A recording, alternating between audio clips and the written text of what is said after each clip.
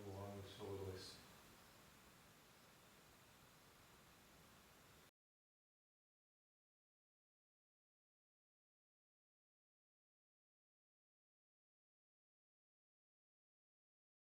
Nous, on n'est pas dans le conflit. On n'a pas besoin de se garder du conflit. Plus de garde, plus rien. On ouvre, mais on protège ce vivant de certaines manières. Et on est attentif. Alors quand le conflit va arriver, il va s'exprimer, plus ou moins on l'aura ressenti, cette vibration, dans un des 12 déplacements, on va laisser passer ce conflit-là en disant je vous en prie, karma dominant et manque d'amour qui sommeille en vous, en appel, je vous en prie, allez-y, passez, ça ne me concerne pas. Et là, on va essayer de donner, produire une vraie présence qui, elle, va être dans la dimension de l'amitié. Absolument nécessaire d'être à ce moment-là dans la verticalité. Pas dans l'horizontalité. Pas dans ce monde karmique. Dans l'autre dimension. Et c'est seulement là que les mains étant souples, les jambes étant souples, on va pouvoir poser sur le partenaire des mains pleines, des mains douces, qui vont être la suite du hara, de cette force et dans cette verticalité. Alors ça aura du sens. Alors l'autre sentira que c'est vrai. Alors on se sera entraîné. Alors l'autre aura la sensation physique profonde qu'effectivement, c'est possible d'exprimer l'amitié, cette recherche délicate et fine. Dans l'Aikido, on l'appelle Patsé Mulo. Patsé Mulo, c'est la personne qui va être dans une dynamique. Son comportement, ses actes, ses gestes vont engendrer une pacification vers les autres, mais avant, à travailler sur lui-même ou elle-même pour se pacifier grâce à l'exideto, par exemple. Une pensée arrive, une émotion, la peur, la colère, bon, voilà. On la laisse passer, on reste tranquille. Donc on a déjà travaillé sur notre propre pacification. Et après, eh bien, on va être attentif, petit à petit on apprend, c'est que l'attitude va être attentive, que le comportement, comment on se comporte quand un être est en colère. Hein, j'ai expliqué ces derniers jours que si quelqu'un est en colère, c'est qu'il est en déséquilibre.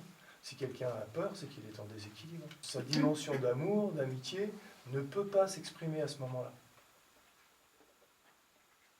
Donc il est en déséquilibre, puisque c'est ça la racine du comportement humain, c'est l'amour et l'amitié. Donc, on l'appelle Patsemulo. Alors on va mettre un P, on va le mettre en bleu, comme ça on aura un repère de couleur. Voilà. Patsemulo, c'est celui qui se pacifie, s'est pacifié, et va non pas vouloir pacifier l'autre, parce que là il y a un processus d'ego. Hein, attends, je vais le pacifier. C'est quoi cette prétention? Non.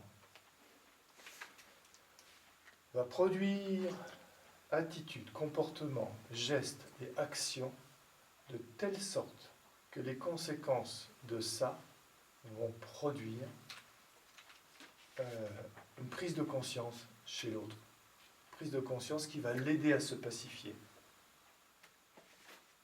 Alors que l'autre a déjà aussi lui-même une dynamique de pacification dont je vais parler après. Bien, donc c'est Patsemulo.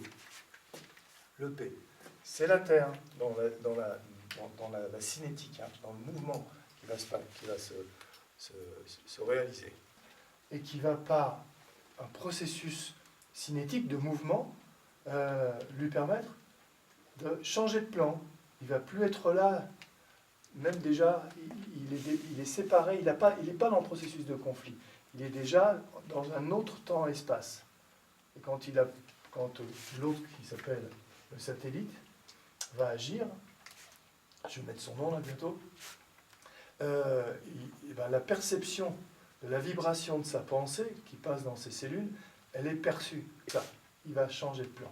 Parce que ce n'est pas son plan que de créer un conflit. Il n'est pas dans le processus de la dualité. Il a compris que si l'autre agit comme ça, c'est qu'il a un déséquilibre. Donc, il va laisser passer. C'est le sens des déplacements, c'est de laisser passer ce déséquilibre, rester tranquille et proposer à l'autre, agir à ce moment-là, mais non égotiquement, par des gestes, des façons de proposer à l'autre de l'aider à s'auto-pacifier. Bien. Donc l'autre, la lune, on va le faire en rouge, c'est le contact lourd. Celui qui va au contact. J'emplacement, je ne suis plus là, je suis ici. Ce qui appartient à ce qui était n'est plus un instant d'après.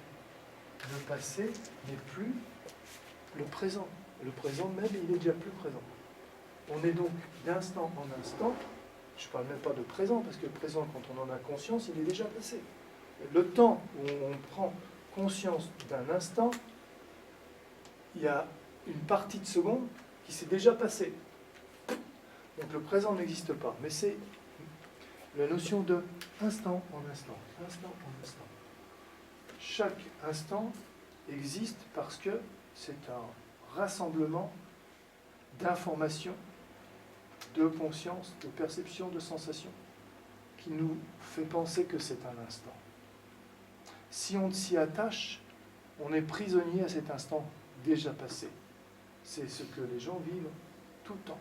Ils sont toujours prisonniers à ça, ou alors, pour fuir ce qui, inconsciemment, les trouble dans leurs informations karmiques, ils se projettent dans les instants futurs, qui n'existent pas. Le futur, ça n'existe pas, et que du conditionnel.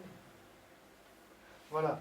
Et donc, d'apprendre par la présence profonde, tout notre être, ces instants en instants, de ne pas rester l'instant d'avant.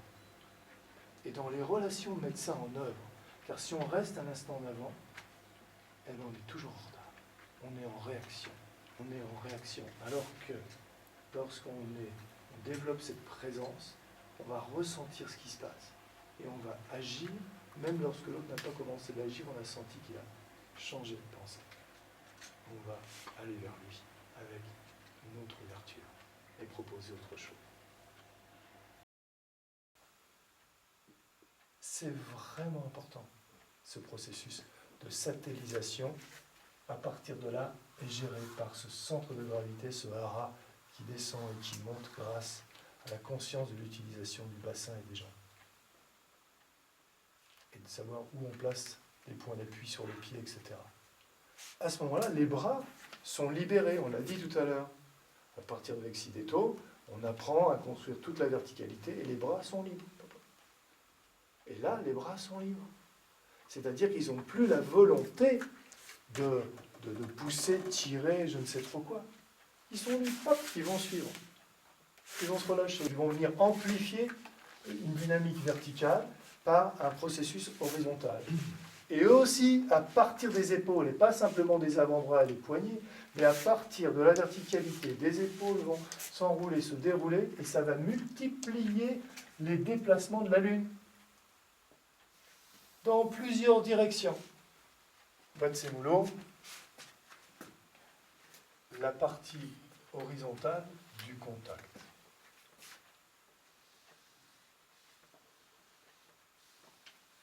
Ici, c'est les articulations de la ceinture scapulaire, avec les autres articulations.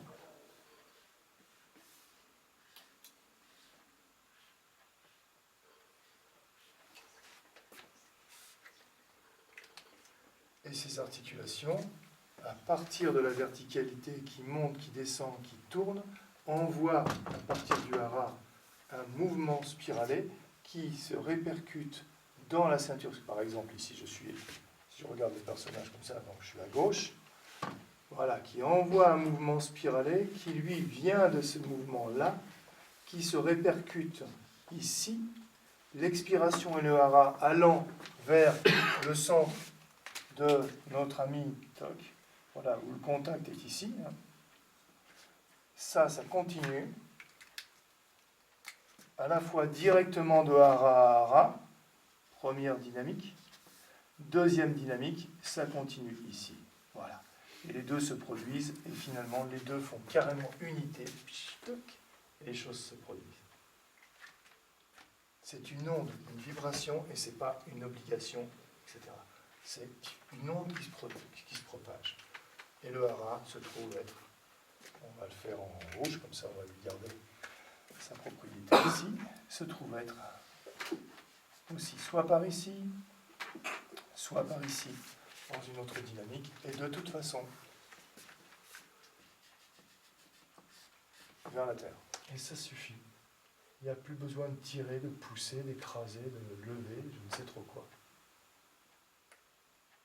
Et donc la Lune ressent qu'elle n'est pas écrasée, qu'elle n'est pas repoussée, qu'elle n'est pas enserrée par enserrée avec des mains comme des serres. Non, non. Elle ressent des contacts doux, elle ressent des dynamiques, et finalement, elle se retrouve ici en souriant. Elle a mesuré que lorsque dans les relations humaines, une des deux personnes est tranquille, ouverte, mais présente, eh bien, se mettant en mouvement, il n'y a pas de conflit. Ainsi, on sort de la problématique martiale dualiste. Et là, ça a du sens de monter sur un tatami. On rentre vraiment dans un lieu où on apprend un chemin d'évolution humaine. Et on s'entraide à ça. Même si on utilise des choses dont la racine est dans la guerre. Mais on l'a dépassé, cette martialité. On est au-delà de la martialité et on rentre dans le processus d'évolution. Et ça, c'est possible parce qu'on utilise le néocortex. On n'est pas simplement dans le cerveau reptilien. Et on bouge à partir du deuxième cerveau. C'est le Kikai Tanden. Alors on peut accéder à cette dimension-là. Tout le monde peut le faire. Après, c'est simplement une question de maturité ou de prise de conscience. Sinon, on reste là, on reste pas. Bon. Le problème, c'est nous. Là, qu'est-ce qu'on va faire pour vivre cette vie complètement? Qu'est-ce qu'on souhaite? À quoi on aspire vraiment? Si on met du sens comme ça, vraiment, à presque chaque instant de notre existence, eh bien, on va se mettre en œuvre des outils du savoir-faire, du savoir-être, pour finalement savoir devenir. On sera bien surpris de l'évolution.